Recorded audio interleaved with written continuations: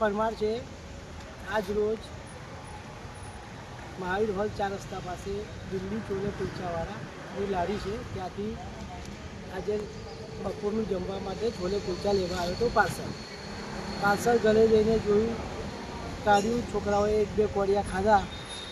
પછી અંદરથી એક ઉંદર મળેલો મળી આવ્યો છે. આ તમે જોઈ શકો છો.